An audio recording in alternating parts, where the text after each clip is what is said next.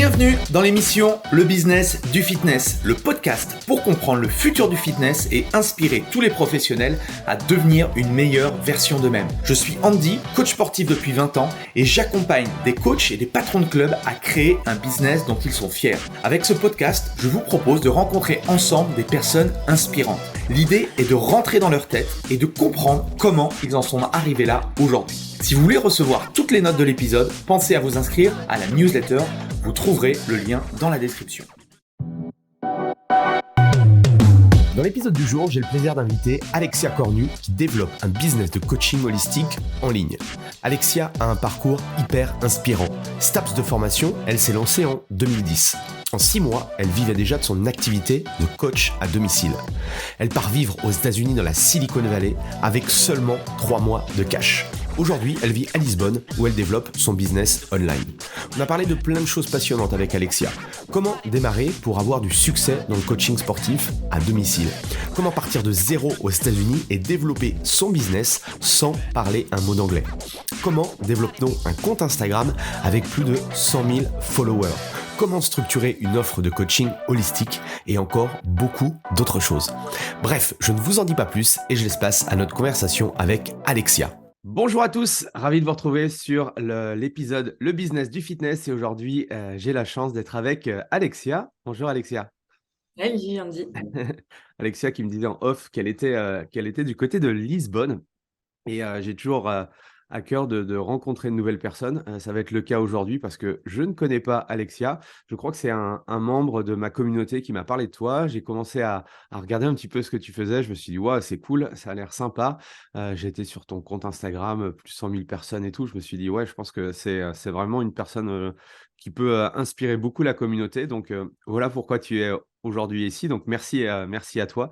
Est-ce que tu peux te présenter déjà pour ceux qui ne te connaissent pas? Avec plaisir. Merci de m'avoir invité. Puis merci à cette personne de ta communauté qui finalement a fait un peu l'introduction. Donc, je m'appelle Alexia Cornu, j'ai 33 ans, je suis d'origine française. J'ai vécu aux États-Unis pendant 8 ans dans la Silicon Valley, dans la région de San Francisco en Californie. Et je suis devenue américaine il y a maintenant 3 ans à peu près. Et ça fait 1 an que je suis rentrée en Europe. Donc, comme tu le disais, je suis installée à Lisbonne, au Portugal. Donc ça, c'est pour le côté géolocalisation. Mhm. Euh, Sinon, pour me présenter, j'ai fait une formation de préparateur physique, donc STAPS, à Poitiers. Ouais. Voilà, j'ai toujours été très sportive depuis que je suis toute petite, athlétisme, équitation principalement. Et puis, voilà, au fur et à mesure des années, je me suis dit que j'allais faire de ma passion mon métier. Donc, c'est comme ça que je me suis naturellement dirigée vers les études de STAPS. Et puis, je pense que toujours une âme d'entrepreneur, toujours envie de créer des petits business à droite à gauche, même quand j'étais petite. Donc, ça passe, tu commences par garder les enfants des copines, et puis faire des coiffures, et puis rendre des services pour avoir un petit peu d'argent de poche, etc., etc. Et en fait, je me suis mise très vite à mon compte parce que je pense qu'on en reviendra. Tu me diras sur quoi tu veux que je revienne, mais en gros, j'ai créé mon premier statut indépendant, donc auto-entrepreneur, entre ma 2e et ma 3e année de fac. Et Ouais. j'ai fait mon stage en fait de 3e année sur mon entreprise, où j'ai créé un petit peu ma méthode avec mes profs pour modifier finalement la composition corporelle d'un groupe de femmes que j'ai suivi pendant 6 mois. Mais j'avais déjà ce côté très holistique parce que le suivi et le sujet de mon mémoire, c'était la transformation, mais par le biais euh, du psychologique, de la nutrition et d'un programme personnalisé. Donc, j'ai fait mes 6 mois là-dessus. Je me suis régalée. Mes clientes ont eu des super résultats. Et donc, très naturellement, j'ai continué sur cette voie-là, en fait. Et j'ai créé, du coup, ce premier business que j'ai poursuivi tout de suite après ma licence. Ok.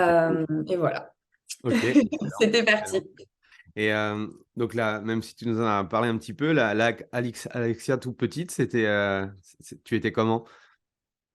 Alors, la Alexia toute petite, déjà très têtue. On savait où elle voulait aller, elle lâchait rien. Donc ça, je pense que ça fait vraiment partie de mes traits de caractère profonds, vraiment le côté déterminé et le côté Ouais, je m'accroche à ce que j'ai envie de faire. Et puis, bah, quand même très joyeuse et très tournée quand même vers les autres, déjà à la base, en fait. Je pense que ce qui m'animait, c'était déjà les rencontres. Et c'est vraiment quelque chose qui est resté. Il y a souvent une personne introvertie, extravertie. Moi, je vais vraiment me nourrir des rencontres, je vais me nourrir des expériences. Même si Mhm. ça fait du bien de temps en temps de me retrouver toute seule et de me recentrer. C'est vrai que j'ai vraiment besoin de ce contact avec les gens et je l'avais déjà toute petite. Ouais, et ce côté entrepreneuriat, tu disais que tu l'avais même chose assez petite. Ça a été, tu t'es forgé comment? Ça a été ton entourage, ta famille? Voilà, c'est des inspirations que tu as pu avoir? Ou comment ça s'est fait selon toi? Ouais, pas du tout. Et c'est ça où c'est un peu bizarre. Je suis un peu le zombie. Enfin, je suis un peu ouais, la personne à part de la famille. Moi, j'ai une maman qui est secrétaire médicale, un papa qui est fonctionnaire de Ok. police. Et donc, en fait, ils ont tous les deux voilà, fait une carrière en restant assez longtemps à chaque fois en poste. Donc, il n'y avait pas ce côté entrepreneuriat, en tout cas, pas dans le business à la maison.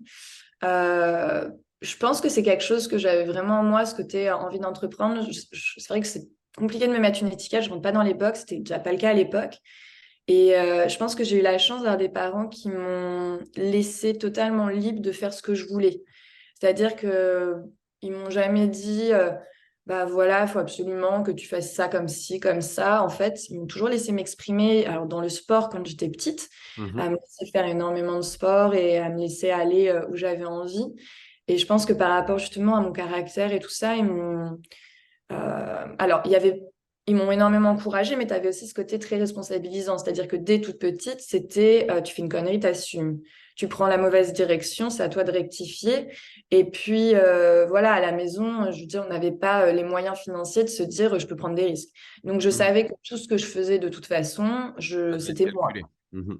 Ouais, et il y avait pas de filet de ce côté-là. Par contre, il y avait le côté où ce côté que je suis allée aussi chercher aux États-Unis plus tard, mais bah écoute, genre vas-y quoi, montre-nous, t'as une idée en tête, bah voilà. Alors que c'est vrai que dans le milieu STAPS ou tu vois même dans le milieu du sport ou le fait tu vois d'être une nana, d'être très jeune, d'avoir beaucoup d'ambition, souvent on me disait que j'étais un peu folle quoi, ou tu n'y arriveras pas, ou alors. Moi, ça m'a toujours aidé parce que plus on me dit que je vais pas y arriver, plus ça me motive. Mhm. Mais il y avait quand même, tu vois, ce discours, euh, tu vois, entre ma L2 et ma L3, je me disais, bah tiens, je vais me mettre à mon compte et puis je vais faire mon stage sur mon entreprise. Bon, Ouais. bah, j'ai eu la chance d'avoir des profs qui m'ont dit, OK, mais il y a d'autres profs qui étaient là, genre, c'est légal ce truc-là ou pas? Parce que bon, et puis, bah, des camarades tu vois, de STAPS qui étaient aussi un peu sceptiques du truc, de se dire, Alex, je veux dire, tu habites à Tours, t'es pas à Paris. Faut remettre dans le contexte, hein, c'était du one-on-one à domicile que j'ai lancé en province il y a 2010, donc Mhm. tu vois, il y a 12 ans. Donc c'est vrai que, voilà, mais bah, voilà, j'avais des parents qui me jugeaient pas et qui me disaient, bah, écoute, tu veux te lancer, lance-toi, quoi. Ok. Et tes années STAPS, du coup, bonne expérience? Ouais, Ouais. clairement, clairement. Alors, je me suis toujours sentie un petit peu en décalage, mais c'est vrai que en arrivant en STAPS, c'est une des premières fois où je me suis dit, ah ok, c'est bon, genre je suis au bon endroit au bon moment. Euh, et puis, j'ai adoré ma formation, mais vraiment adoré. J'ai adoré mes profs. Tu vois, le fait d'apprendre sur le corps, qu'on me dise pas, bah oui, faut faire ça comme exercice, comme ci, comme ça, et qu'on m'explique comment ton corps fonctionne, la physiologie, la nat, la neuro, la bioméca. Euh, et, et après, alors, tu vois, c'est un peu il y a deux écoles hein, entre STAPS ou quand tu te formes plutôt, bah, c'était enfin, brevet d'État ou Mm. sur le terrain c'était BPJF, je crois, à l'époque, quand moi je me suis formée. Mais du coup, tu avais ce côté où bah, soit tu es vraiment sur le terrain et tu apprends, tu fais des stages et tout ça, ou alors c'était STAPS où tu étais moins sur le terrain, mais tu avais toutes les connaissances du corps humain. Et c'est vrai que moi, j'ai vraiment adoré. J'ai eu besoin de pratiquer, pratiquer, pratiquer et j'ai continué de me former beaucoup en fait.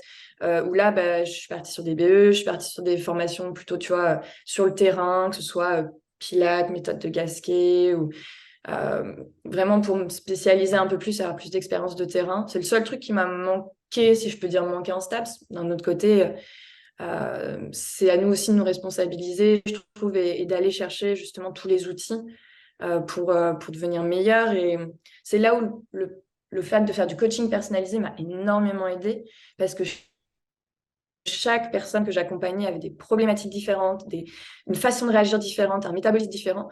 Et en fait, ça remettait à chaque fois en cause tout ce que j'avais appris. Et je me disais, OK, donc ça, c'est la base, le tronc commun, très bien. Mais pourquoi sur cette personne-là, faut que j'essaye différemment, faut qu'on... Voilà. Et je pense que c'est comme ça, finalement, que j'ai réussi à devenir, entre guillemets, bonne dans ce que je fais. C'est parce qu'en fait, je cherchais. J'allais voir des kinés, j'allais voir d'autres préparateurs physiques, je parlais avec mes profs, même après la fac, pour Mhm. essayer de comprendre comment ça fonctionne vraiment. Et c'est vrai que cette curiosité-là, et je pense que c'est un truc qui est commun chez les entrepreneurs, tu vois, le côté d'être curieux, de ne pas lâcher, de vouloir trouver comment ça fonctionne, etc. C'est quelque chose qui m'a énormément servi dans mon métier. Ok. Et c'est dès le STAPS que tu as commencé à faire du one-to-one, à tester justement le modèle de coaching? Ouais. Exactement, parce qu'en fait, bah, comme je te disais, ma troisième année, il fallait que je cherche un sujet de mémoire, etc. Et j'avais vraiment envie de faire de la recherche sur le corps humain. J'étais très intéressée par les femmes déjà à l'époque. En fait, je pense que tu vois, j'avais envie en fait derrière d'aider ma mère, tu vois, je pense, qui était complètement out of shape et euh, qui, qui à l'époque, si tu veux, n'aimait plus son corps, tu vois, elle était pas en surpoids, mais Hmm. elle avait arrêté le sport, elle était pas bien dans sa peau et tout. Et c'est vrai que je pense que je me suis dit inconsciemment, aujourd'hui je peux te le dire, tu vois, avec le recul, mais je pense qu'à l'époque, inconsciemment, je m'étais dit comment, avec les outils que j'ai à la fac, je peux l'aider en fait. Et donc j'ai pris tu vois, mes 10 cobayes de femmes, profil type de ma mère, vraiment. Et puis de chercher vraiment, ok, et c'est là où tu te rends compte que elles sont toutes différentes, elles fonctionnent toutes différemment. Mais il y avait vraiment cette recherche à la base de vouloir faire du personnalisé. Et je pense que en fait, tu vois, c'est marrant, quand je suis allée en fac, je voulais surtout pas être prof de sport. Ouais. Ok. J'aime pas les enfants et j'étais là, je ne veux pas coacher des enfants. Donc, quand tu pars en STAPS après le lycée, en soi, tu sais pas vraiment tous les métiers du sport qu'il y a et de la forme. T'es pas trop, genre, t'arrives un peu là. Là, tu dis, Mhm. ah, en fait, non, c'est cool. Genre, prof de sport, c'est une filière. C'est éduc-mode. Ok, donc ça, c'est sûr, je n'irai pas. Et après, tu découvres qu'il y a la filière management, filière activité physique adaptée et entraînement sportif. Et c'est vrai que moi, c'était direct l'entraînement sportif.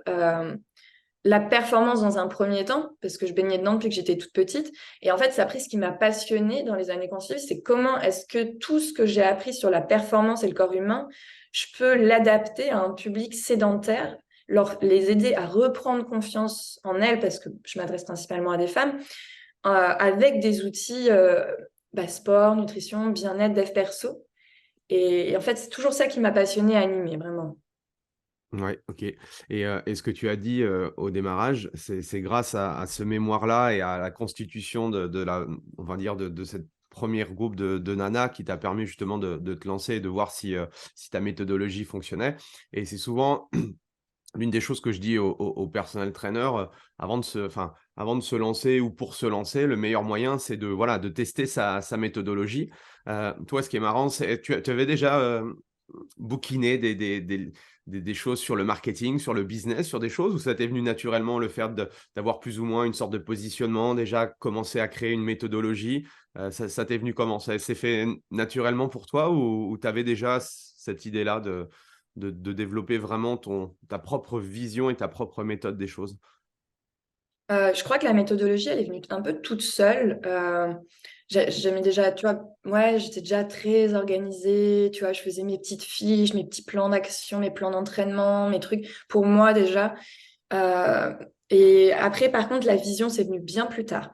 Mais par contre, le côté, tu vois, méthodologie, mettre en place un plan d'action, le côté un peu structuré comme ça, je pense que ça faisait vrai. Enfin, tu vois, quand je repense à quand je suis petite, j'étais déjà comme ça, à faire des fiches, Ouais. des plans, tu vois, organiser ma chambre et tout. Enfin, je pense que c'est un truc, voilà. D'ailleurs, pour la petite anecdote, avant d'aller en STAPS, je voulais faire l'armée de l'air. Donc, le seul truc qui m'a retenue à l'armée de l'air, c'est parce que j'étais obligée de rentrer après le bac pour faire l'école des sous-off et que j'avais vraiment envie de faire au moins un niveau d'études bac plus 3 parce que dans ma famille, j'étais la première à avoir le bac.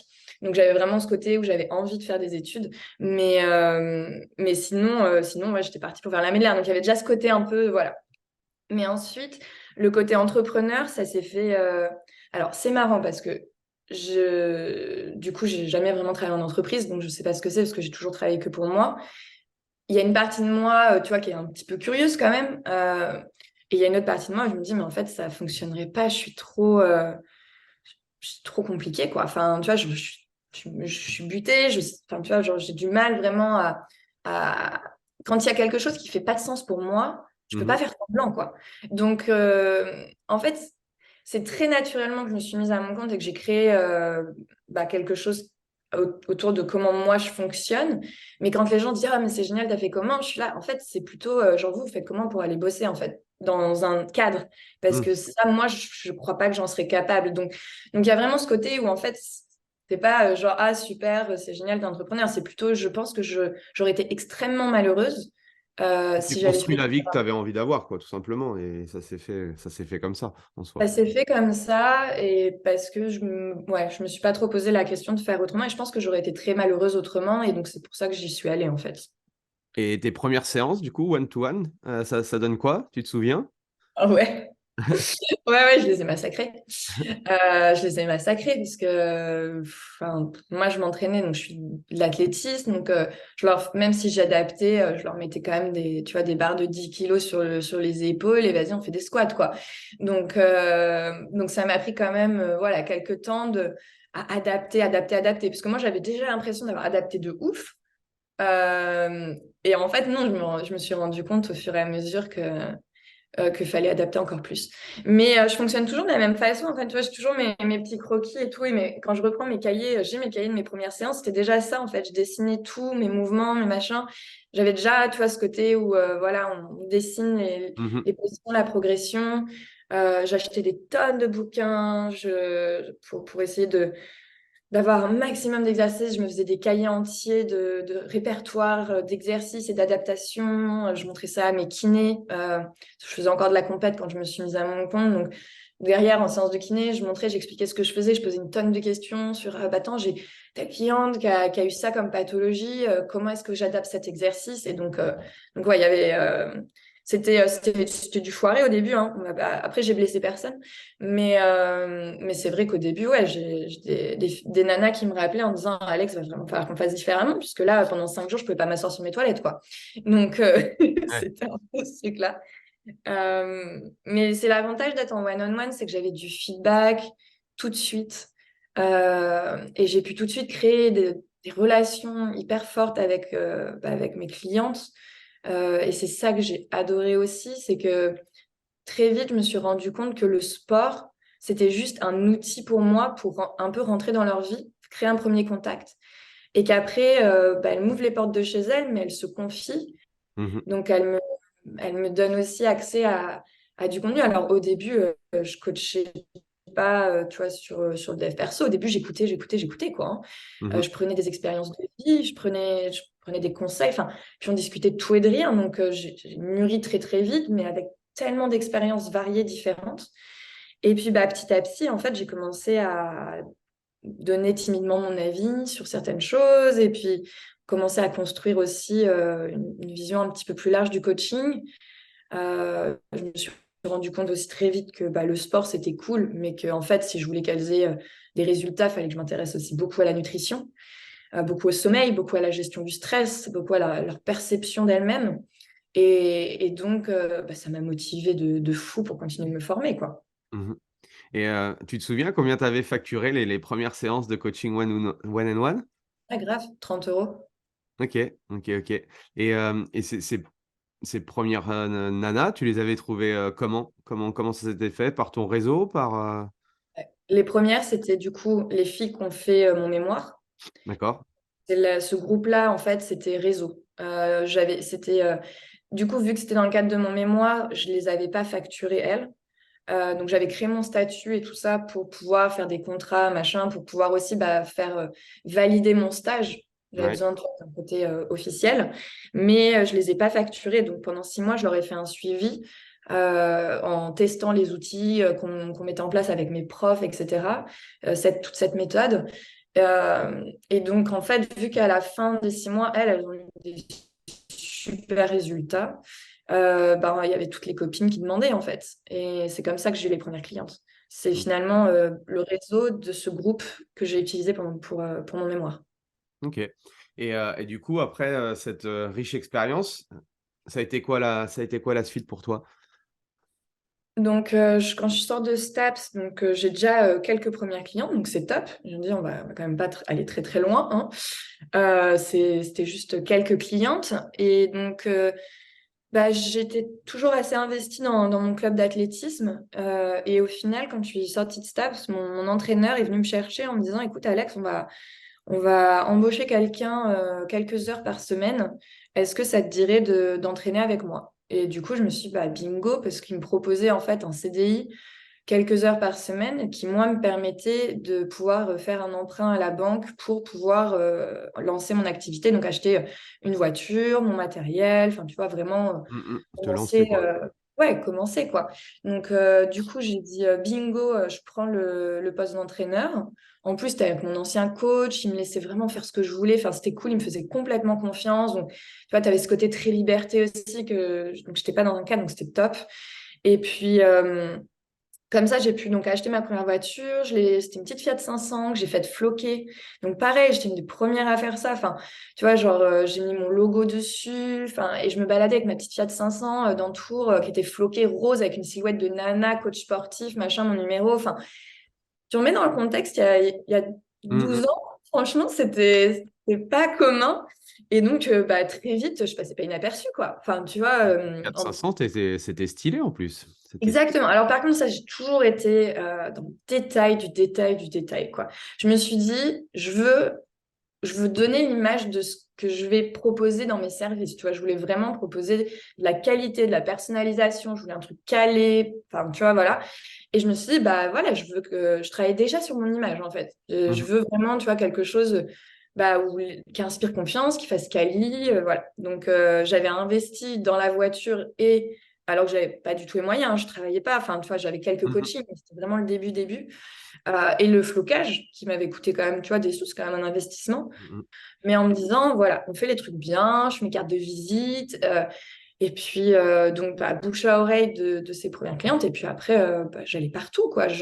Chez mes kinés, je laissais mes cartes de visite. Tu vois, tout le réseau de médecins du sport que j'avais de par mon activité pro, enfin, pardon, de compétition, Et tout, je ouais. m'en suis Mhm. servi dans le pro. Donc, voilà. Du coup, j'ai commencé vraiment comme ça, ouais.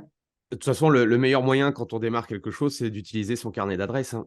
Comme, Clairement. et je pense que la plupart, on ne le fait pas assez, ou on a peur de, ou on n'ose pas aller à l'encontre des autres, alors que je pense que déjà dans notre téléphone, on a du business qui nous attend, quoi.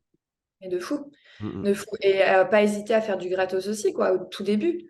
Je veux dire, tu vois, au tout début, pendant les 6 mois, tu vois, les filles, là, elles ont eu un suivi gratuit. Derrière, enfin, en fait, à un moment, si tu veux recevoir, faut donner. Et si tu veux que les gens ils aient confiance en toi, il faut aussi qu'ils puissent mh. tester ta méthode. Donc, Et puis toi aussi, savoir si ce que tu fais ou ce que tu as entre guillemets, mis sur papier, ça fonctionne aussi, tu vois? Parce que, c'est clair que quand les gens te payent, c'est beaucoup plus difficile de se dire: «Bon, bah, on va tester des trucs». Alors certes, tu es toujours en phase de test parce que tu t'améliores sans cesse et forcément, il y a des fois, tu testes des choses.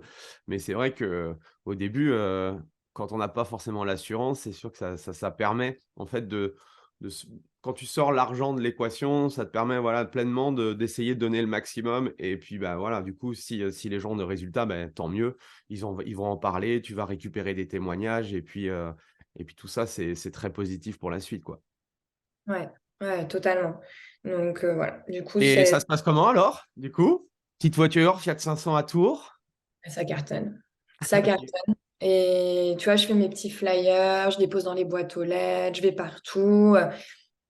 Et ce qui marche clairement, c'est le bouche à oreille. Même si, tu vois, je fais ça, au final, c'est pas vraiment ça qui me rapporte du monde. Ce qui me rapporte du monde, c'est les premières personnes qui ont eu vraiment des résultats sur elles et qui en parlent en fait. Mhm. Euh, Tu vois, j'ai une personne en particulier à qui je pense, qui est toujours une cliente aujourd'hui, qui finalement, en fait, pendant ces 6 mois de suivi, elle s'est transformée et elle était gérante d'un salon de coiffure. Et si tu veux, bah, toutes ces clientes me disaient, mais Nat, mais qu'est-ce que tu fais, quoi? Est-ce que tu as un amant? Enfin, genre, t'es radieuse, t'es en pleine forme, t'as perdu du poids, mais tu as l'air bien et tout. Genre, tu fais quoi? Et elle a été, bah non, c'est Alex. C'est Alex. Elle m'apprend à manger, elle me coach. Et en fait, Nat m'a ramené toutes mes premières clientes la première année, quoi. C'est un truc de dingue. Et, euh, et après, bah, tu vois, le temps de s'établir. Moi, l'avantage aussi d'être dans une petite ville de province, c'est qu'après, j'ai été repérée entre ma Fiat 500, le fait que je me bougeais partout et que c'était assez innovant ce que je proposais. Je me suis invitée sur les radios locales. Après, bon, bah, tu vois, avec la Fiat 500, les gens, ils parlaient de moi entre eux aussi parce que, bah, tu vois, c'était pas commun. Mhm. Donc, ça s'est fait comme ça. Yes. Il y a un super bouquin, je sais pas si tu lis des bouquins de marketing, mais il y a un super bouquin de Seth Godin qui est un très très bon marketeur américain et qui disait que pour être visible dans un champ de vaches, eh ben, il fallait être, tu vois, la vache pourpre en fait. C'est que dans un champ de vaches, tu la vois forcément parce que tu vois, elle est complètement différente des autres. Et je t'imagine, tu vois, avec cette Fiat 500 rose, c'est ça en plus, elle était, c'est ça? Alors, elle était blanche, floquée rose Ouais. et je lui avais mis des cils. Ouais.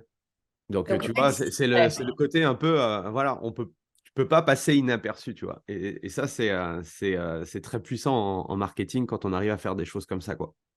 ça, ouais. Et ce que j'ai appris après plus tard aux États-Unis, c'est le storytelling. Mm.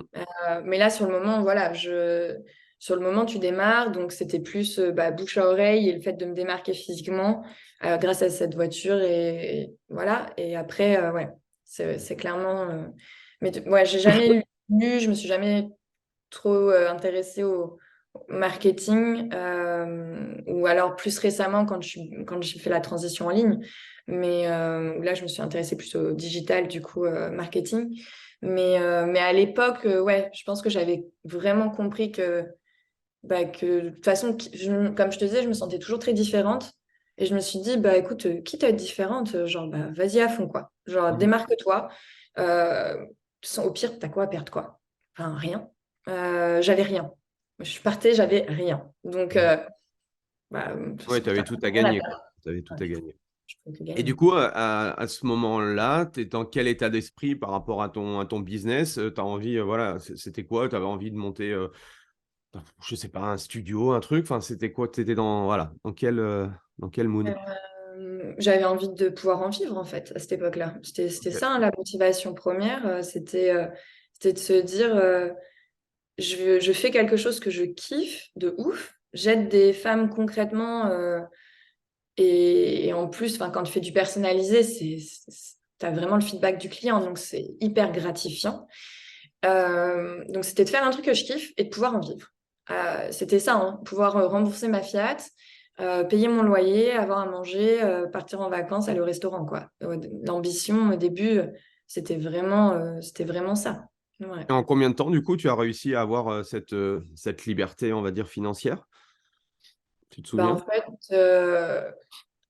je l'ai eu très très vite, hein, parce que bah, j'en ai tout de suite vécu. Enfin, entre, tu vois, le fait d'avoir le poste à mi-temps, là, où je faisais, j'étais enfin, entraîneur d'athlétisme, du coup, plus les quelques coachings, finalement, tu vois, dès les premiers mois, je pouvais payer mon loyer, enfin, je pouvais rembourser ma voiture, etc. Donc, j'ai tout de suite pu en vivre, entre guillemets, mais après, ça a été très très vite. En 6 mois, je vivais déjà bien. Je Là, suis tu étais restée. t'étais sur un modèle où tu vendais essentiellement des séances Ouais. de sport à domicile, c'est ça, le modèle Ouais, à je l'époque? vendais des packages je vendais des packages de genre 5 séances, enfin, tu vois, et j'allais à domicile. Et quand est-ce que justement, enfin, ça s'est peut-être fait au fur et à mesure, mais quand est-ce que tu as upgradé du coup ton offre de coaching avec la nutrition, avec la gestion du stress, avec le sommeil, etc., le développement perso, ça s'est fait comment cette Au fur transition-là? et à mesure. Il n'y a pas eu de transition nette, en fait. Je me formais tous les ans. Mes 4 premières années, donc c'était avant que je parte aux États-Unis, donc entre le moment où je lance mon activité, je suis restée 4 ans en France. Ok. Je faisais des formations tous les mois ou tous les 2 mois, je partais en formation. Ok. Je me suis littéralement gavée en formation. Et donc, à chaque fois que j'apprenais un nouveau truc, bah, je le mettais direct en place, en fait. Mhm. Ok. Et qu'est-ce qui s'est passé pour toi quand tu démarres jusqu'aux 4 ans, entre la Alexia du début et Alexia au bout de 4 ans, t'as senti du coup une différence dans ce que tu pouvais proposer en tant que coach? Bah, par rapport à mon accompagnement, clairement, ça a évolué sur quelque chose de beaucoup plus holistique. Au début, tu vois, je partais vraiment juste d'exercices de renforcement musculaire adaptés. Et puis petit à petit, c'est vrai que j'étais sur une approche qui était beaucoup plus complète sur la partie voilà, one-on-one. Et après, sur la partie, tu vois, préparateur physique, là, enfin, entraîneur d'athlétisme, c'est marrant parce qu'au final, j'ai entraîné que 2 ans, je crois. Et en fait, vu qu'ils savaient qu'à côté, je faisais ça, ils m'ont demandé de monter une antenne au début marche nordique, puis ensuite coach athlète santé Ok. au sein du club d'athlétisme. Donc en fait, ce qui était génial, c'est que j'ai pu créer complètement ma structure au sein de mon club d'athlétisme de sport santé. Et Ok. donc ça, c'était trop cool parce que bah, ça nourrissait énormément mon côté entrepreneur. Où, bah, pareil, tu vois, tu vas démarcher, tu fais les salons, tu vas parler de l'activité. Et puis, du coup, j'avais vraiment ce côté, bah, c'est comme ça que j'ai commencé pour la première fois à faire du groupe. C'était d'abord avec mes groupes de marche nordique. Et puis après, en fait, en petits groupes, je faisais du renforcement musculaire et tout. Donc, ce que je faisais en one-on-one, je voyais comment est-ce que je pouvais l'enseigner au groupe, comment je pouvais l'adapter, comment gérer différents profils dans une même salle, etc. Et Mhm. donc, ce qui est cool, c'est que je suis jamais passée par la case salle de sport, cours co, tu vois, en musique et tout, mais que j'ai eu la liberté de pouvoir créer à partir du coaching à domicile mes cours de groupe. Donc, Ok. les deux ont évolué comme ça, ce qui fait que quand j'ai arrêté au bout de 4 ans, j'avais vraiment eu bah, l'expérience à la fois du domicile, du côté holistique, à la fois du côté bah, business, développement d'une structure, etc., faire grossir, se faire connaître, et le côté groupe aussi. Ok. Et du coup, qu'est-ce qui se passe après 4 ans? Pourquoi tu décides de partir aux States? Ouais, donc ça, c'est encore quelque chose de fun. Donc, bah, tout roule pour moi. Franchement, trop bien. Je kiffe mon activité. Mon activité indépendante, j'arrive à trentaine de coaching par semaine. À côté, l'activité Athlé Santé cartonne. J'ai 140 adhérents. Je fais plus de 20 heures par semaine avec eux. Donc, absolument pas légal, hein, techniquement, ce que je faisais à cette époque-là. D'ailleurs, pour la petite histoire, il y a 2 personnes qui m'ont remplacée quand je suis partie. Il y a une personne qui a pris le poste à plein temps de ce que je faisais. Et moi, j'ai laissé mon activité à une autre coach qui a pris à plein temps aussi mon Ok. activité de coaching. Donc, j'étais sur 2 plein temps. Donc, il y Et avait comment vraiment tu ce faisais côté, pour gérer ça alors? je bossais tout le temps. Ok. Ouais. Je bossais tout le temps. Je me levais très tôt le matin, je faisais coaching dès 6 heures du mat jusqu'à à peu près 14 heures. À 14 heures, j'allais au club, je faisais la paperasse jusqu'à 16 heures. À 16 heures, je commençais les cours avec le club jusqu'au soir, quoi. Ok. Et donc, je jonglais comme ça. Des fois, j'avais même coaching à la fin, j'avais même les clientes individuelles, je pouvais plus y aller parce que j'avais plus le temps. Donc, elles venaient au club entre, tu vois, genre des fois, si j'avais des horaires vides, elles prenaient le créneau. Enfin, à la fin, c'était vraiment la folie. Mais il y avait vraiment ce côté où j'étais, donc, comme je te dis, j'étais un peu morte de faim quand j'ai commencé. Et j'ai très beaucoup d'ambition, envie de cartonner. Et puis, j'arrivais à l'aube de mes 25 ans. C'est quand même con de faire une crise de la vingtaine, mais c'est littéralement ce que j'ai fait. En me disant, OK, c'est quoi la suite, quoi? Parce que mon activité individuelle, ça cartonne. Le club, ça se développe super bien, je me régale. J'étais posée en couple, dans une relation où j'étais plus épanouie. Euh, et puis j'étais dans une routine en fait. J'avais pas connu la routine pendant 4 ans parce que je développais tout ça. Et là, je commençais à arriver dans une routine et gros coup de fil, me dire mais c'est quoi le prochain challenge? Je vais faire quoi maintenant? Et j'ai toujours eu les US en fond. Genre, c'était vraiment un truc quand j'étais petite. Ça m'a toujours passionnée. Alors, pareil, tu vas me dire d'où ça sort. Mes parents n'avaient jamais mis les pieds aux États-Unis. On n'est jamais allé en famille. Enfin, c'était C'est Walt vraiment genre Disney. C'est Walt Disney. Walt Disney, les films à la télé. Enfin, littéralement, hein. Je veux dire, je vois pas d'où ça vient ailleurs que ça. Mais j'avais cette attirance, tu vois, ce côté, ça m'appelle. Genre vraiment. Et j'avais failli y aller avant de rentrer en STAPS. Tu vois, j'avais commencé à faire les démarches en tant qu'athlète, tu vois, pour être sponsorisée pour le faire. Et ça avait échoué. J'avais pas pu aller au bout de ce truc-là. Donc, j'étais partie en STAPS. Et après, je m'étais lancée dans mon activité qui m'a... Donc, c'était de passer derrière. Et là, ça me rappelle, mais ça revient très fort. Et là, je réfléchis un peu. Je dis, OK, ça pourrait être le prochain challenge, en fait. Donc, je suis préparateur physique, ils n'en ont pas besoin. J'ai pas suffisamment d'argent pour me payer un visa ou m'auto-sponsoriser. J'ai pas l'ambition de me marier tout de suite avec un Américain pour avoir un visa. Donc, en gros, je fais un peu mes recherches. Je dis, bon, bah, il y a une solution, c'est la loterie, quoi. Tous les ans, les États-Unis ils organisent une loterie pour gagner la carte verte. Donc, la carte verte, c'est le titre de résident permanent. C'est une loterie internationale, c'est voilà, une fenêtre de quelques semaines par an. Ok. J'étais même pas sûre que c'était vrai, je t'assure. Genre, je savais pas si ça existait vraiment, mais c'était gratos. Je me suis dit, en vrai, bah tu perds rien, c'est gratuit. Donc, Tu as été sélectionné avec ça? ouais. 13 millions d'applications, ils en donnent 50 000 à la fin. Ouais. Ok. Donc, voilà. Du coup, je mets. Comment tu l'apprends ça? Tu l'apprends par un email? On te téléphone? On sait quoi? Donc, le process, c'est, tu as quelques semaines entre octobre et novembre tous les ans où ils ouvrent enfin, ils ouvrent. C'est international, donc tout le monde met. Ils demandent très peu de critères, la nationalité, sexe, niveau d'études, statut marital et puis l'âge. Voilà. Ok. En gros, tu as ces cinq critères. Et ils demandent une photo. Donc, hop, tu fais ça. Et ça, c'est donc, moi, je l'ai fait dans mi-octobre 2012. Et en fait, les résultats sortent le 1er mai. Donc, déjà, tu fais ça en octobre et tu attends 1er mai. Donc, il se passe déjà une vie. Hein. Tu vois, genre, moi, j'ai développé plein de choses, j'étais à fond, enfin voilà. Et le 1er mai, en fait, ce qui se passe, donc, j'avais un peu, je savais que c'était là, mais j'avais un peu oublié ma dernière cliente le soir. Je bosse jusqu'à 21h. Il me dit, mais Alexia, c'est aujourd'hui les résultats de la loterie. J'ai dit, ah ouais, t'as raison. Et puis, avec le décalage horaire, en fait, c'était pas encore sorti. Donc, je rentre chez moi, c'est 22h et j'ai actualisé, tu vois, la page et t'attends. Et puis, à un moment, t'as un truc qui s'affiche en anglais. Donc, un truc, voilà, avec plein de lignes. Et je parlais pas anglais. J'étais nulle. J'ai eu 5 au bac. Anglais LV2, 5 au bac, juste pour situer le truc, tu vois. Donc, vraiment, voilà. Euh, et donc, je comprends pas le papier. Donc, je fais du copier-coller sur Google, machin. Je crois que je suis sélectionnée, mais je sais pas trop en vrai.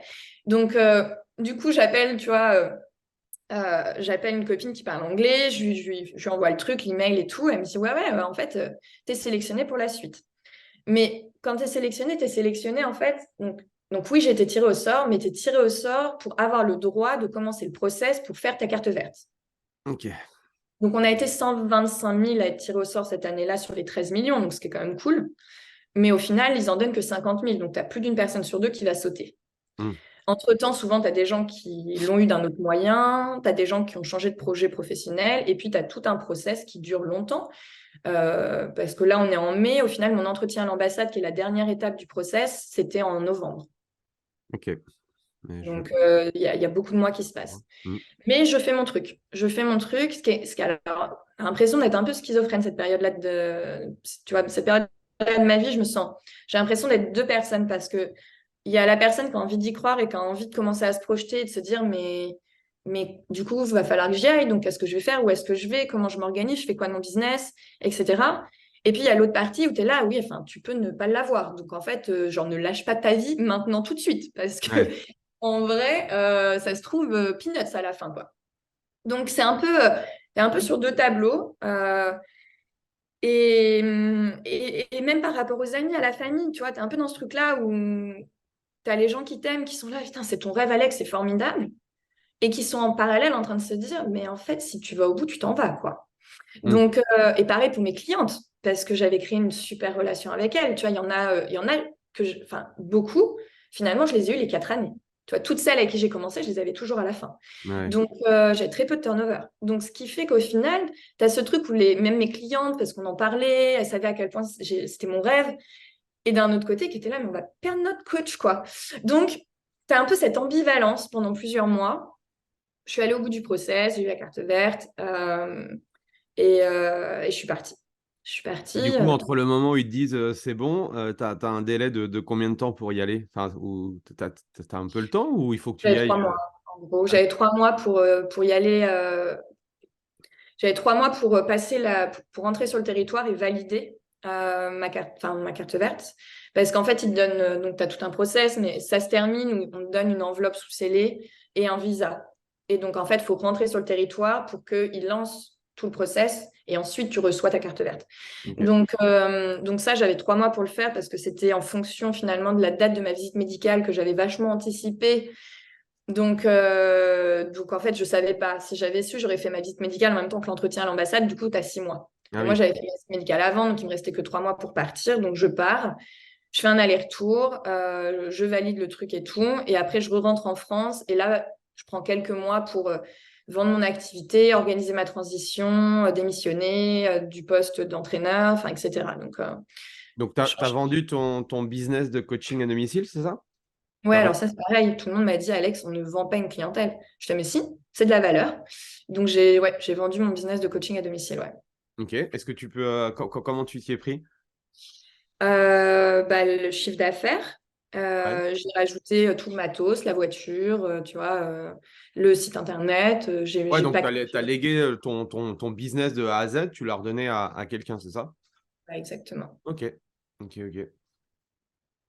Et encore aujourd'hui, ça existe encore? Tu as des nouvelles ou pas? Alors, moi, je suis toujours en contact avec mes anciennes clientes, oui. Il y en a même qui, entre-temps, vu que j'ai lancé mon activité en ligne, sont revenues. Malheureusement, la fille qui a pris le truc... Alors, on n'a pas... j'ai fait quand même une transition sur plusieurs mois. Donc, pendant plusieurs mois, elle était avec moi pour voir ma méthode, pour, tu vois, vraiment que je lui transmette tous mes outils, etc. Je pense que, par contre, elle n'a pas géré tout le côté business. Tu vois, la compta, la gestion de trucs. Euh, Moi, je vendais des packages. Donc, ce qui faisait que tu avais des mois où il y avait beaucoup de rentrées d'argent. Et puis, bah, il y avait des mois où il y en avait moins. Et en fait, Mm. j'avais toujours fonctionné comme ça.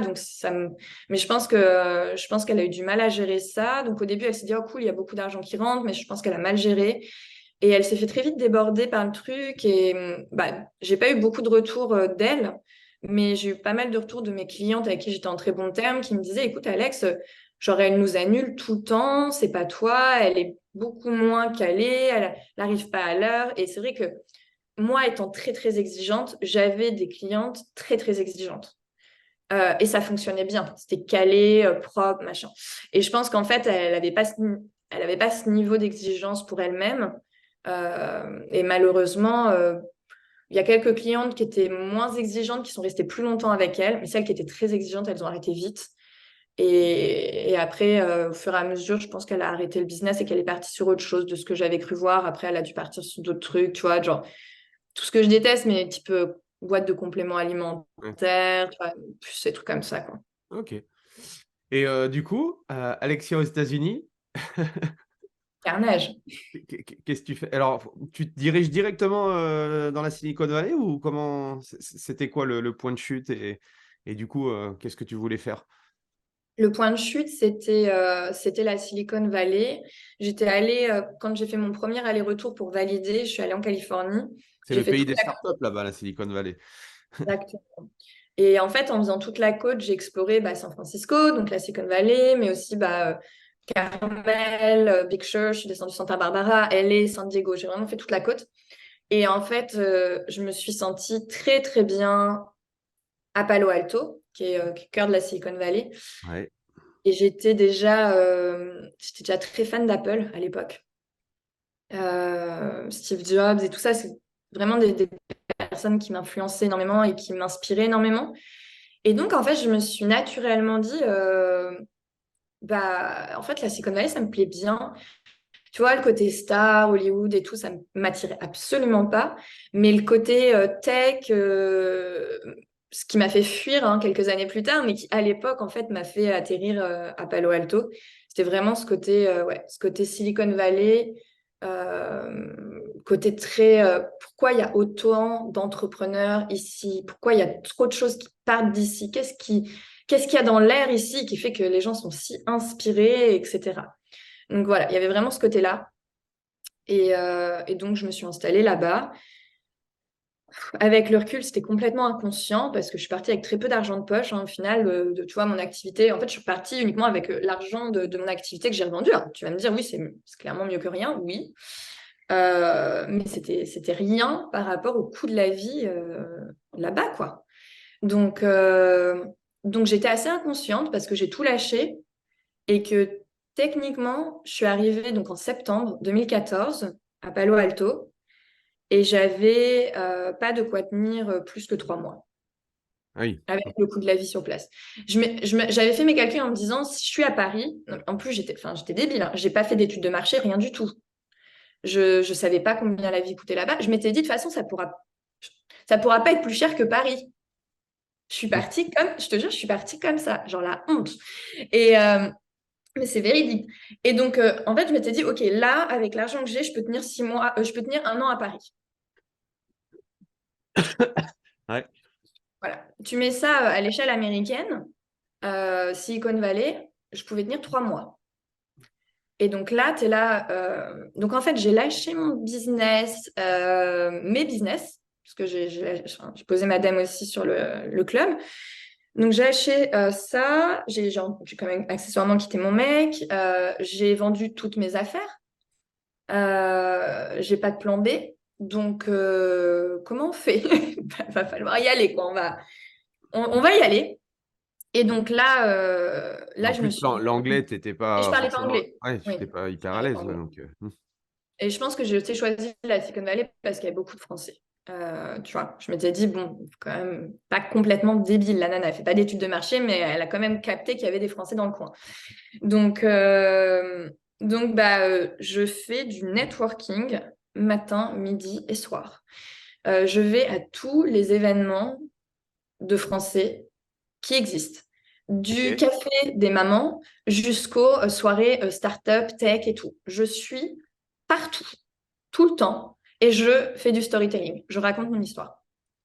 Je raconte mon histoire et j'ai dit, ben voilà, je m'appelle Alexia, j'ai 25 ans, je viens d'arriver, j'ai gagné la carte verte à la loterie, je suis préparateur physique, voilà. Et je parle de moi.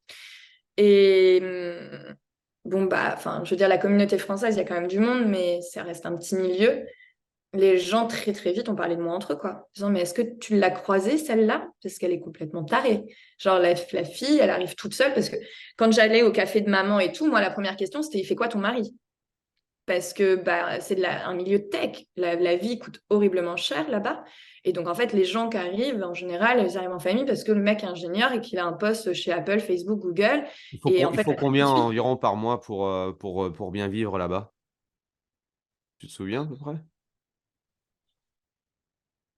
à l'époque, en étant toute seule, il fallait 4 000 dollars par mois pour survivre. Ouais. 4 000 dollars par mois, tu fais rien. Tu payes tes factures, tu payes ta santé, tu payes tes impôts, tu manges. Hmm. Voilà. Tu survis, quoi. Ok. Euh, et donc, du coup, j'étais un ovni aussi pour eux, en fait. Parce qu'ils sont là, mais euh, il y avait de l'admiration. Mais je pense que 80% d'entre eux se disaient dans 6 mois, elle n'est plus là, quoi. Et c'est tellement dur, ça tourne tellement. Il y a tellement des gens qui arrivent tout le temps comme moi avec un rêve et en fait, c'est super dur, donc les gens restent pas. Donc je pense que les gens pensaient que ce serait aussi la même chose pour moi. Donc, mais j'étais morte de faim. Et je bossais, je me levais à 5 heures du mat, je faisais des coachings. J'ai commencé très vite, hein, j'ai trouvé des clients très vite. Parce que je T'as repris regardais. en fait le même principe que tu avais Le lancé. business model, c'était le même. Le business model, c'était le même. Je faisais du one-on-one à domicile, sauf que bah, j'avais 4 ans d'expérience avec, du coup, ma méthode, j'avais confiance en ma méthode. Je parlais pas anglais, certes, mais j'avais confiance en ma méthode. Je savais que j'apportais quelque chose de calé. Donc là-dessus, c'était bon. Ce qui m'a aidé aussi pour me vendre parce que du coup, je savais que j'allais T'as vraiment. ajusté ton pricing, je suppose aussi, forcément. Ouais, mais au début, je me suis bradée de ouf, hein. Ouais, ok. Ouais, j'ai ajusté le pricing, mais je me suis bradée de dingue. Et puis, je faisais beaucoup de gratuits aussi sur du groupe. Ah oui, parce que je suis arrivée aux États-Unis avec 3 valises, donc toute ma vie dans 3 valises, et un sac avec 40 paires de bâtons de marche nordique. En mode, la marche nordique n'existe pas en Californie, je vais la ramener. Et en fait, je faisais énormément de sorties marche nordique dans les parcs, à Ocean Beach, dans des endroits mythiques avec le Golden Gate, etc., gratuitement au début. Et en fait, pendant la marche, moi, je pouvais expliquer ce que je faisais, etc. Les gens passaient un bon moment. J'ai commencé à créer des expériences. Donc, je dis, tiens, là, il y a la Napa Valley. Je vais organiser des journées marche nordique / dégustation de vin. Tiens, et donc j'allais voir des Français qui étaient dans le vin et on organisait, tu vois, des combos comme ça. Donc les gens venaient. Et donc c'est comme ça que j'ai commencé aussi à me faire connaître à plus de monde. Et donc, voilà, après, je spammais les groupes Facebook, hein. Clairement, tu vois, j'envoyais, genre, je fais la marche nordique, les machins et tout. Enfin, j'arrosais, mais j'avais pas le choix. C'était ça où je rentrais, en fait. Et c'était hors de question que je rentrais. C'était même pas une option de rentrer. J'avais tout quitté. J'avais pas le choix de réussir. C'était pas Excellent. possible. C'est hyper inspirant. Et du coup, on veut savoir, qu'est-ce qui s'est passé pour toi? Tu es resté combien de temps aux États-Unis, du coup? Presque 8 ans. 8 ans? Tu es resté Ouais. du coup, tu es resté là, à Silicon Valley pendant 8 ans? Ouais. Ouais. Ok. Pendant 1 an et demi, j'ai habité, parce que j'avais pas, donc pendant 1 an et demi, j'avais pas d'assurance santé, ce qui est très dangereux aux États-Unis, parce que j'avais pas les moyens de me la payer et j'habitais chez l'habitant. Donc je suis tombée sur une famille française incroyable qui avait 5 enfants et les enfants avaient mon âge. Et donc en fait, il y en a 2 qui étaient déjà partis de la maison, il y en a 3 qui étaient encore là. Et en fait, ils louaient leur chambre parce que c'est pareil, la vie coûte super cher. Donc, ils mettaient leur chambre comme ça, un peu en location pour les gens qui venaient en stage à Stanford, etc. Et en fait, moi, je suis restée 1 an et demi là-bas. C'est devenu ma famille d'adoption. Je suis toujours en contact avec eux. Et ça m'a vraiment permis aussi de me stabiliser émotionnellement, quoi. Parce qu'en fait, je me suis pas rendu compte en partant à quel point ça allait être difficile d'être loin de ma famille et de mes amis. T'es complètement déraciné. T'es à 12 heures de vol, 9 heures de décalage horaire. Enfin, oui, je réalisais mon rêve niveau business, mais qu'est-ce que j'en ai chié niveau pro, enfin niveau perso. Hmm. Enfin, niveau pro aussi, tu me diras, mais niveau perso, d'une violence incroyable. Et c'est là, en fait, où j'ai le plus développé dans mes coachings le dev perso. C'est là où je me suis rendu compte à quel point, quand tu es déséquilibré, finalement, émotionnellement, tout le reste, ça part en live, quoi. Chose que j'avais jamais mesurée parce que dans ma vie avant, j'étais très stable. Tu vois, j'avais mon entourage, mes copines, mon Ouais, mec, tu avais tes etc. racines, quoi. Et là, d'être complètement déracinée, je me suis dit, waouh, en fait, c'est d'une violence. Donc, j'ai beaucoup plus intégré, de par mon parcours personnel, le dev perso à ce moment-là dans mes programmes. La nutrition, j'ai énormément changé sur ce que je donnais comme conseil au début et par rapport à cette expérience-là. Parce qu'en fait, aux États-Unis, moi, j'ai commencé à développer des intolérances alimentaires, j'ai commencé à être malade en mangeant. Alors, il y avait plein de choses, hein, je dormais pas. Parce que je faisais que bosser. J'étais déracinée, donc émotionnellement, je n'étais pas stable. Je digérais plus rien. Donc, il y a plein. En fait, ça a été le meilleur moment pour améliorer ma méthode. Parce que du coup, je l'ai vécu, je l'ai expérimenté. J'ai été mal dans ma peau, j'ai pris du poids, j'ai eu des problèmes de sommeil. Enfin, en fait, tout ça, tout ce que j'aidais mes clientes à faire en France, je l'ai vécu moi. Donc, quand Ouais, tu j'ai as été réussi à le t'as été ton propre client, du coup. Exactement. Donc, quand moi, j'ai réussi à le passer, donc avec des conseils que j'avais donnés avant, mais aussi en me rendant compte qu'il y a des conseils que j'avais donnés qui ne fonctionnaient pas sur moi et qu'il fallait que je cherche autre chose. Et donc, en fait, j'ai réussi à peaufiner ça. Donc, voilà. Et, et puis, petit à petit, pour le business, par contre, ça cartonnait. Moi, j'ai eu 1 an et demi très compliqué. Mais à côté de ça, en fait, il y a M6 qui est venu me filmer. Il y a J'avais vraiment. Ouais, j'ai vraiment. Comment tu expliques ce succès, du coup? Le fait que tu sois j'étais- présente, que tu donnes, que tu donnes? Ouais, et puis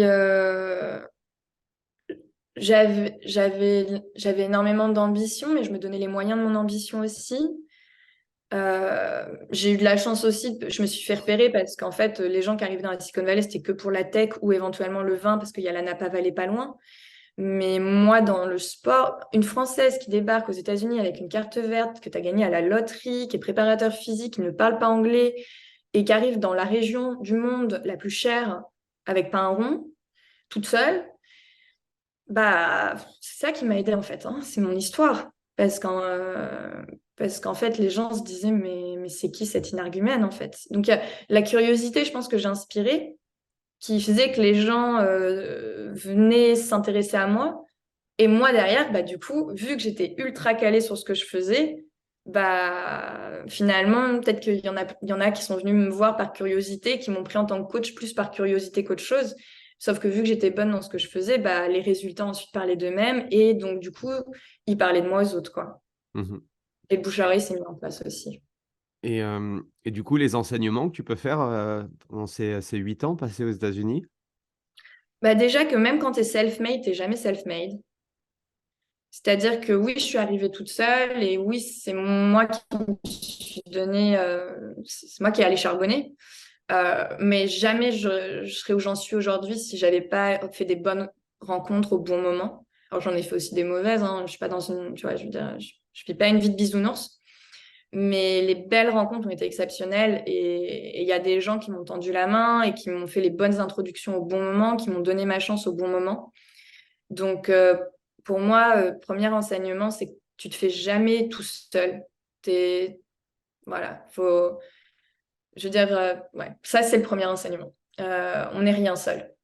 Et Et là, à cette époque-là, aux States, tu avais toujours un business model en physique ou tu avais commencé à développer du online? non, ouais, j'étais que en physique à cette époque-là. Ok, J'étais que en physique et j'étais que en physique jusqu'au Covid. Jusqu'au ok, Covid, il fallait pas me parler de online. ouais, J'étais là, non, c'est pas pour moi. ok. Moi, c'est les gens, c'est le contact, c'est moi. Les autres, oui, j'avais des copines qui faisaient des trucs sur YouTube et tout, mais je te dis, c'est pas moi. À cette époque-là, du coup, tu créais pas de contenu sur Insta, sur les choses comme ça, ou tu avais commencé à... D'accord, Mm. Mon Insta, il était perso jusqu'au Covid. ok.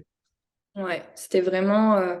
Tu vois, j'ai eu un blog quand j'étais petite. J'avais fait un site internet aussi, bah, tu vois, bah, pour ma carte de visite, tu vois, des choses comme ça. Mais j'étais pas du tout dans le digital. C'était vraiment moi le en personne qui m'animait. Ok. Je vois que le temps passe. T'as une deadline? Je peux encore quelques minutes ou... Ouais, je peux encore une dizaine de minutes, ouais. Ok.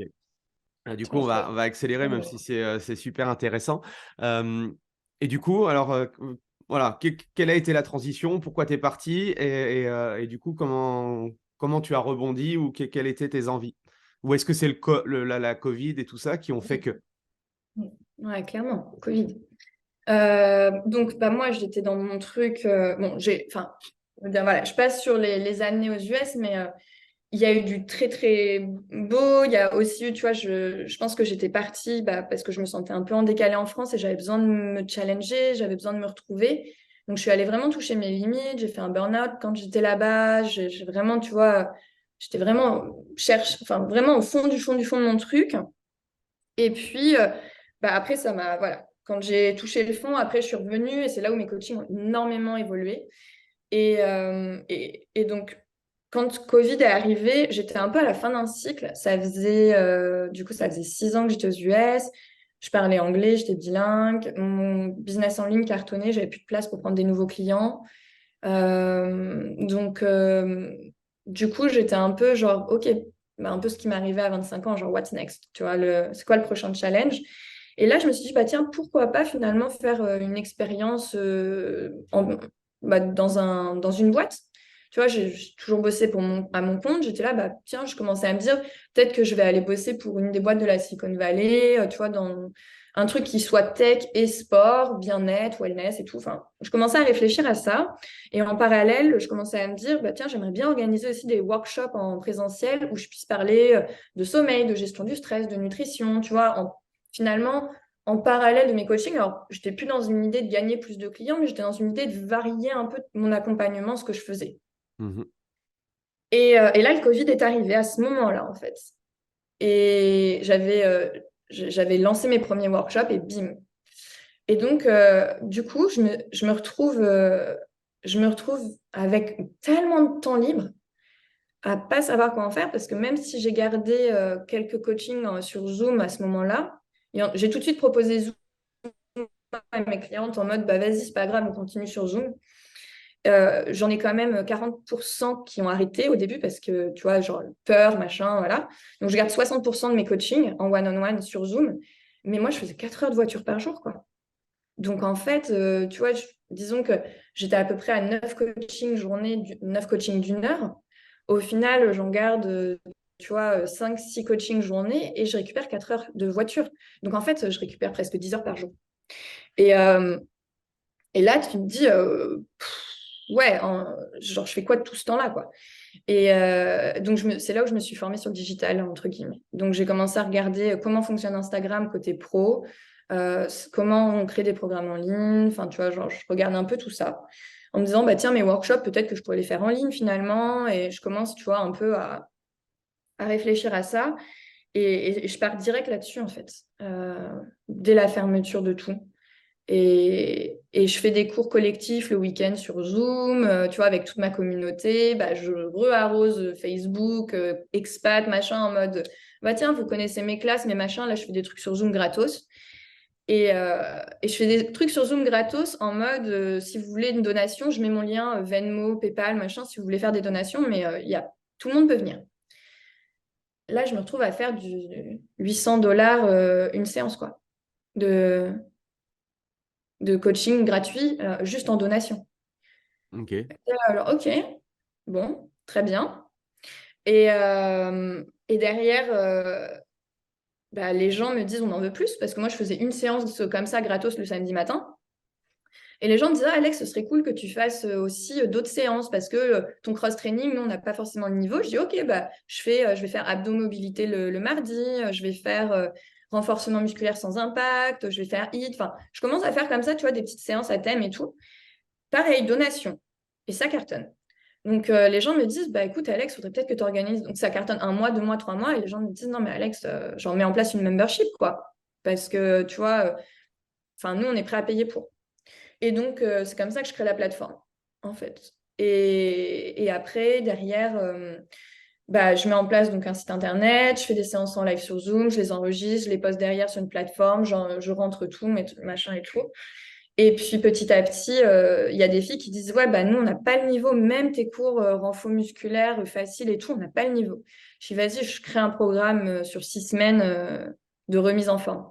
Et donc là, je crée un programme où je revois toutes les bases pour vraiment des gens qui ne savent pas faire un squat, qui ne peuvent pas descendre sur une fente, qui ne savent pas faire une pompe. Et en fait, je crée un programme 6 semaines où je décompose tous les mouvements étape par étape avec un email par jour, etc. Donc, je monte ça. Ça cartonne. Derrière, les gens me disent, bah, Alex, c'est top, mais je sais que tu es formé aussi sur tout ce qui est plancher pelvien, périnée.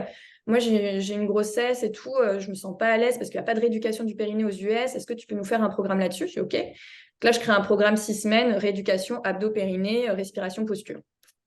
Et en fait, j'écoute ma communauté, ce qu'ils me disent, et je crée tout ce qu'ils me demandent. Ils disent, Alex, ta plateforme, c'est génial, mais est-ce que tu peux mettre les recettes que tu fais aussi, ce que tu conseilles niveau nutrition? OK.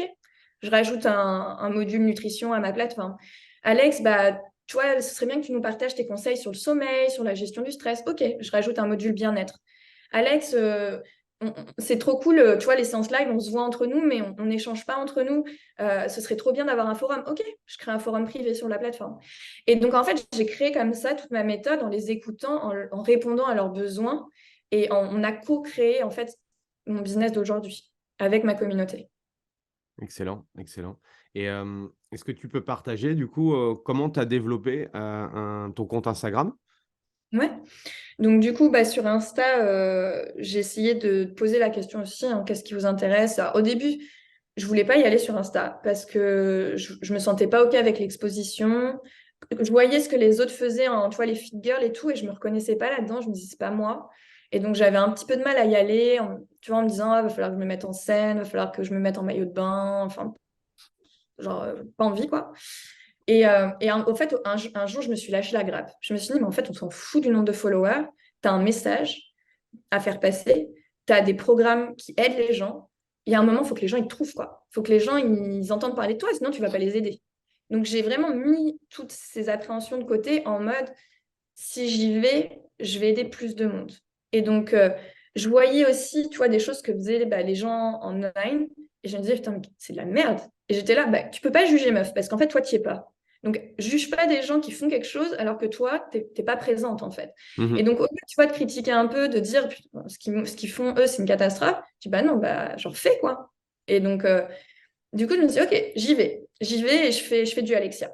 Et donc, j'ai commencé à faire des posts où je donnais mes conseils. J'ai commencé à faire des petits tutos, pas comme ça, genre, faut faire comme ça, en montrant un peu comment faire. Et puis, finalement, en fait, j'ai gagné des followers sans avoir besoin de me mettre en maillot de bain, de montrer mes fesses, ce qui était très bien, ce qui m'allait très bien. Et en fait, le compte s'est développé comme ça. Je regardais les posts qui fonctionnaient bien. Ceux qui fonctionnaient très très bien, je les sponsorisais en ciblant bien les personnes que je voulais qui soient touchées par mes posts. Donc Mhm. moi, j'ai vraiment des femmes entre 35 et 65 ans parce que c'est ma cible. Et des personnes qui ne sont pas très sportives, qui n'aiment pas forcément le sport ou qui sont déconnectées de leur corps, tu vois, qui ont perdu un peu cette confiance en elles. Et c'est ça, moi, c'est ce profil-là que je veux aider.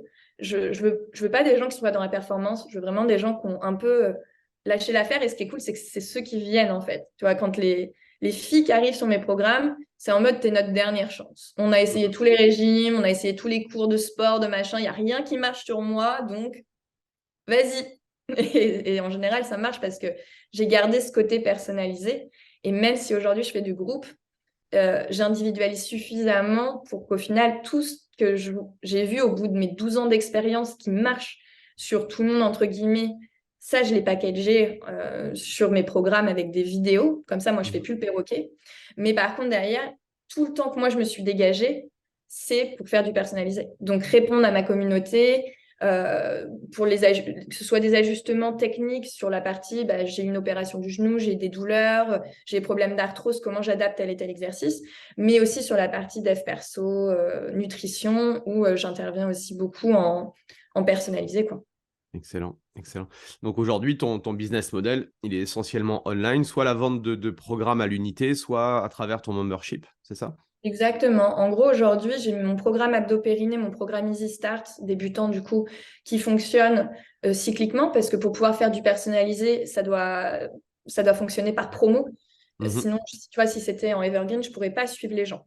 Ok. Donc, du coup, tous les 2 mois, en gros, je fais un lancement et j'accompagne la promo pendant les 6 semaines des programmes. Ok. Et ensuite, pour les personnes qui veulent continuer avec moi, il y a la membership où là, c'est un abonnement mensuel où du coup, tu as accès à tous mes espaces, nutrition, bien-être, sport, avec les séances en live, en replay. Et il n'y a pas d'engagement, c'est-à-dire que les gens viennent, ils s'inscrivent. Les programmes, ils les achètent, ils ont accès à toutes les vidéos à vie. La membership, ils ont accès à tout ce que j'ai créé depuis 2 ans en illimité tant qu'ils payent la membership. Ouais. Donc, il y a vraiment ce côté aussi où voilà, je veux vraiment donner les moyens aux gens de réussir et je les laisse pas livrer à eux-mêmes pour que justement et c'est là où je pense que je me démarque aussi par rapport au reste sur le marché, c'est que venant du personnalisé, c'est vraiment quelque chose qui est ancré en moi et Mhm. donc j'arrive à le garder malgré le fait aujourd'hui où je fais du groupe, j'arrive à garder une expérience personnalisée. Comment tu fais pour continuer à progresser, à t'améliorer, Alexia? J'écoute les gens, je prends jamais rien pour acquis. Tu vois, je pense que ça, c'est un truc que, même quand je faisais mes packages 5 séances, il n'y avait jamais d'engagement, je faisais jamais de contrat aux gens. Quand je vends mes programmes, c'est month to month, il n'y a pas d'engagement, je ne les tiens pas, ils sont libres de partir quand ils veulent. Et moi, ça me met la niaque parce que je me dis, en fait, si je suis pas bonne, ils vont s'en aller. Donc, ça m'oblige à me dire, faut que je sois meilleure. Et pour être meilleure, c'est pas à l'intérieur de moi, hein, c'est chez eux. Donc, Mhm. je les écoute, je les sonde, j'envoie très souvent des questionnaires à ma communauté de comment est-ce que je peux améliorer le club, qu'est-ce qui vous manque. À chaque fois que j'ai quelqu'un qui se désabonne, je vais lui parler.